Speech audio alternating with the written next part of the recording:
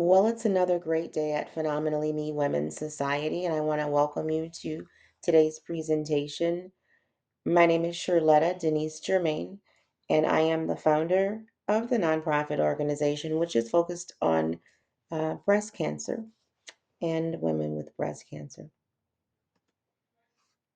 At the heart of our mission is simply raising awareness and delivering real resources to Black and Brown breast cancer survivors. Our vision and our mission is simple.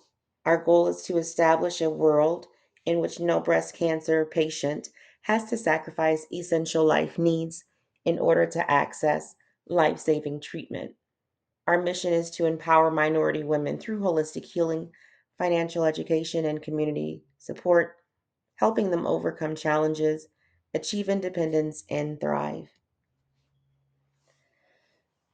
Some of the statistics, disparities, and impact are presented here on this slide.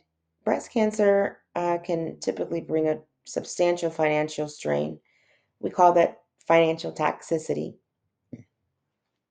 And sometimes, as patients who are impacted the hardest are in the Black and Hispanic communities. And so, our surveys in research has studies showing that Black and Hispanic breast cancer patients are more likely to experience serious financial hardships due to this diagnosis and the treatment compared to white patients. Myself, as you can see here on the screen, our empowering narrative is simply my treatment through breast cancer for 2018 through 2020. I decided to talk about the strength and determination that was needed in this journey and inspire people to support everyone affected by this diagnosis and stand together for a change with me. Sometimes we overlook the cost of survival. Too many of our patients are having to choose between treatment and gas to get to the treatment facility, the toiletry, the child care, or other essentials like the coverage for our wigs, which I call the cranial prosthetics, which you'll hear about in the upcoming slides. Our survival relief fund would be a solution to our survivors and our thrivers.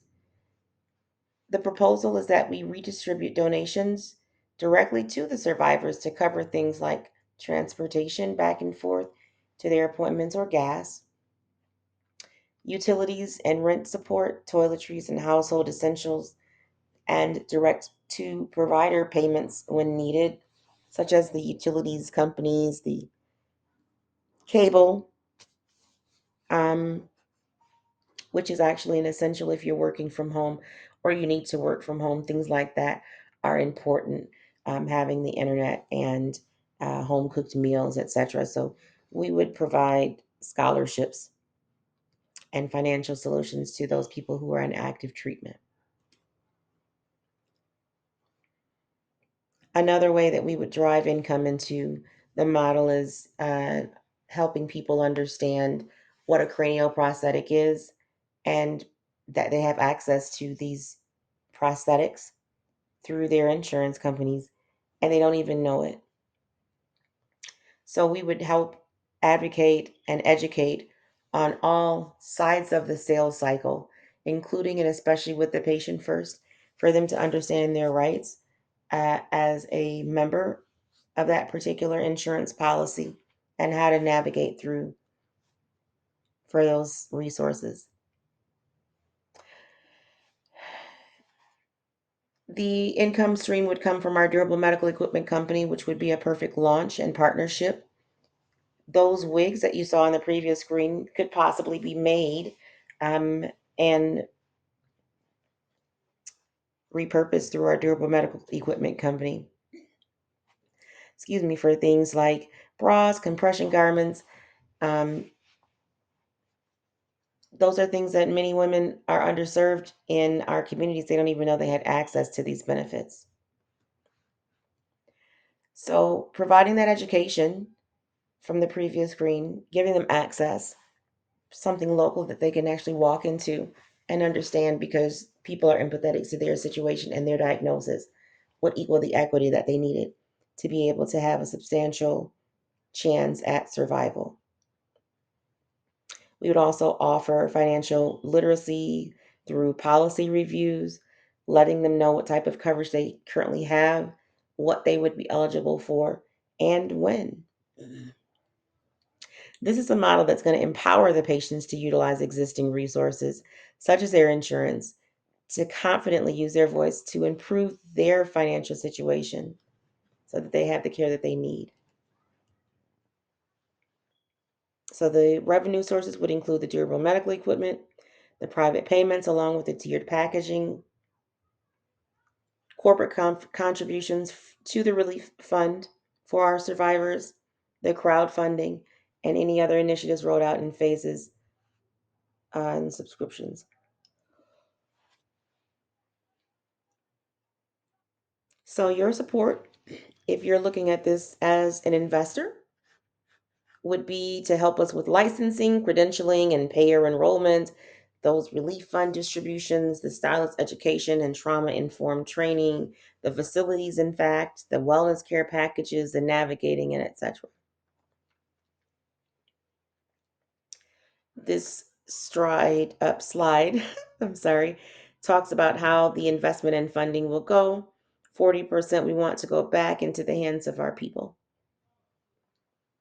We want to offer the wellness services at 25%, the literacy for our financial education at 20%, and then 15 in community outreach. And this slide here, it shows about talks about our competitor analysis. We have the top few listed here, some of the top few listed here. But as you can see, some of the bases are not being covered. So Phenomenally Me is looking to be an all access organization, which allows our thrivers to be able to come to one place to get access to the resources that they need to heal. Currently, we have myself, again, the founder and president, also a breast cancer thriver. My pink sister, Tracy Davis, is our vice president elect and our breast cancer thriver as well.